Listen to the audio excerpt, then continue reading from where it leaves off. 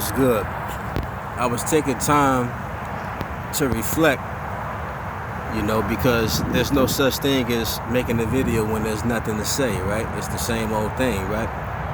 So with these times here, with the election, it's crazy.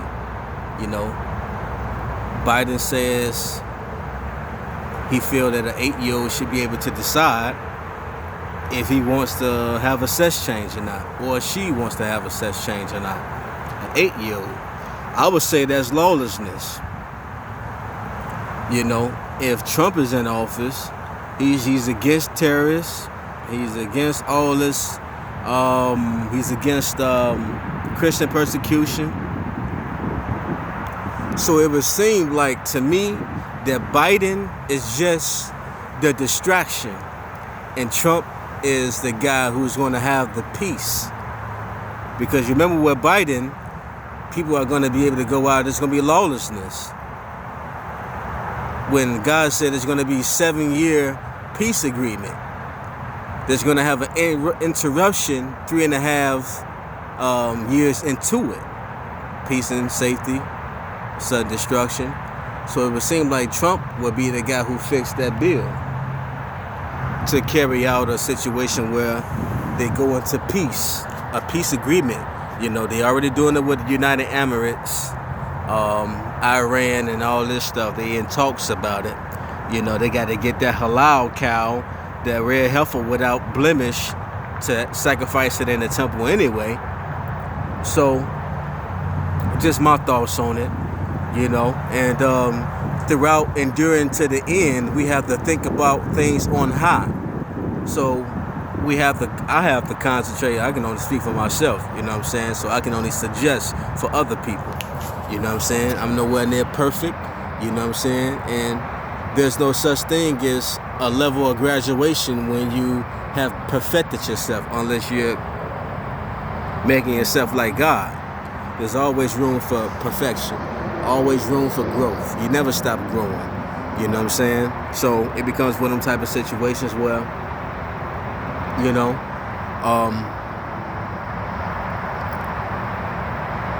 daily affirmations, looking at those motivation videos that be on YouTube.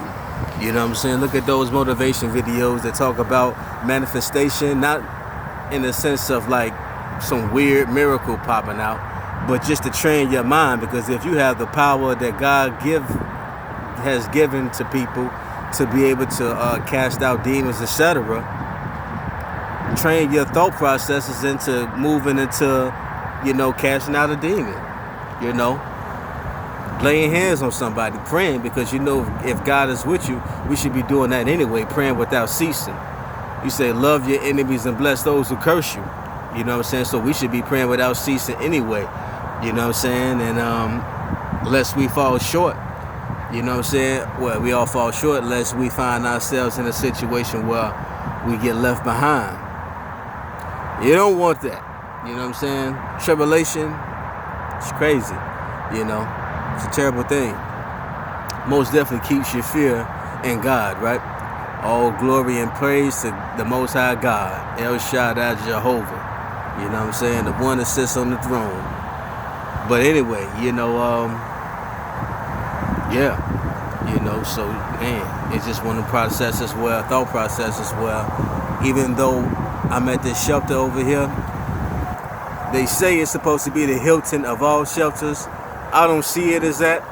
They don't have heat on like that. They cut the heat on when they want to. Things of that nature. So I guess that's when they, having sex, a big orgy or something. Because it's cold. So anytime you turn down the heat, it's because you're gonna have sex. You're gonna get sweaty. So one of them type of situations. So you have people who refuse the calling, who don't want to be called. Because God said that those he foreknew, he predestined. So what does that mean? You know me now, or you know of me now through YouTube. we get to heaven. Hey, yeah, I remember you. You were on YouTube, speaking about the daily situations that you go through. You know what I'm saying? And just in case other people were going through the same thing, you was just saying what you were going through. Yeah, I remember you. Yeah. Now, in a sense of God sending a saint down to earth to plant that person at that particular time, because he said, my sheep know my voice. My sheep know my voice. So when I call them, they listen. They hear me. So when it go to that point where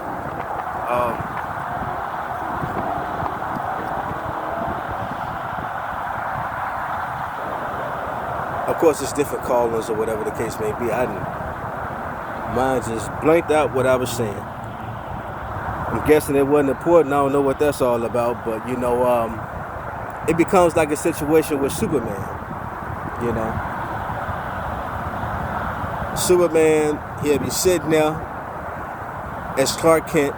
He hear danger, which is the voice. He goes to the booth, symbolizing the calling. He come out Superman, going saving people, right? Eyes red, laser, like fire, but like a laser, right? And he was able to do all the things, man. And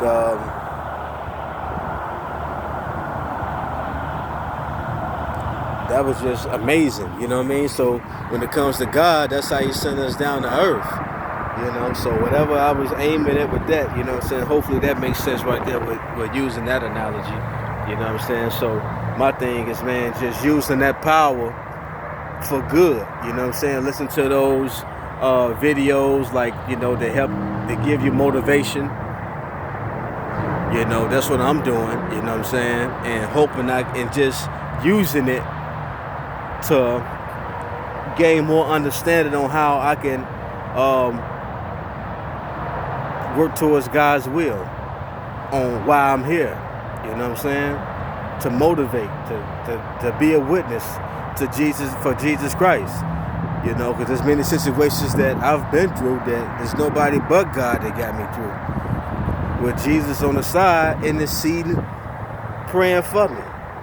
You know what I'm saying? Because God always hear our voice, so it go to that point, you know what I'm saying? I can only just be thankful to God that I'm here, able to learn another day, that I'm still in God's grace throughout all the many mistakes I done made, and him sending people my way is crazy. So a person that refuse their calling, they don't want the calling because they know that it's a sad thing if a person falls from grace. Because like he said, it's good for nothing but to be trampled on the feet of men or be cast in the fire, which is hell. You know what I'm saying? So, that's a terrible thing, you know what I'm saying? To fall from grace. So some people don't want it, as if refusing the calling is going to get you to heaven. That's not going to get you to heaven, so you might as well try. It's one terribly hard thing because it's always a fight. You got people who won't come in fellowship with you. You got people who so deceived that they worry about politicians, but none of the politicians are worried about the people that's under fire. The whole world is, a large percentage of the world is on fire and nobody cares. A large percent of the world is going underwater. Vietnam right now is almost underwater. Nobody's saying anything. They're talking about being president. And once you become president, you're talking about taxes. You're talking about money. Oh, you deceiving people with the money because in God they trust. And if God is and trust is on the dollar bill, that's who their God is. They most definitely ain't talking about my Father in heaven. They talking about money. You know what I'm saying? So that's that. You ain't fooling me with it. You know what I'm saying? So becomes one of those type of situations where many will be deceived. You're going to have people who are raised. We have people now that's raised to be homosexuals. To not know how they became a homosexual. Don't even know how they become a homosexual. But they know how their kid became a homosexual. Who I'm talking about? I'm talking about the people who fit the bill. Shoe fit, wear it, right? I mean, God said it's going to happen, so He lets you know if you go and you talking about some gay rights. Okay, I got you. Don't worry about it. I got you. His word is still going to be taught until the church is gone, and then afterwards too, because you're going to have people here, the two olive trees. Anyway, go to that point where, nobody's talking about that. They're talking about money, digital currency. If they talk about a mark of the beast, right?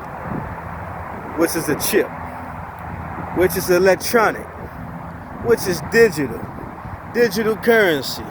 So it would seem like what God said is harder for a camel to walk into an eye of a needle than it is for a rich man to enter heaven.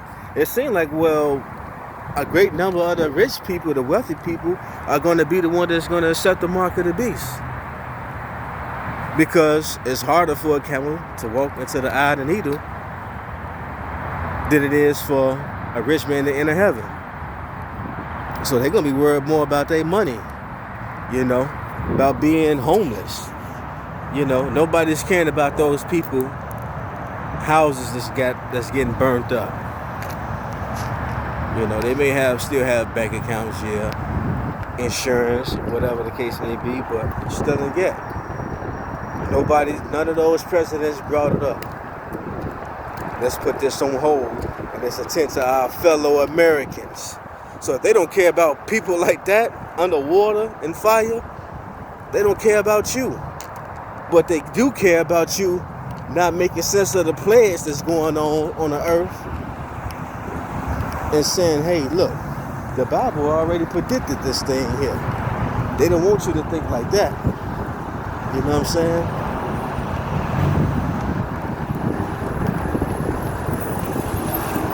But I'm going to constantly speak on it, though. Peace and love, y'all.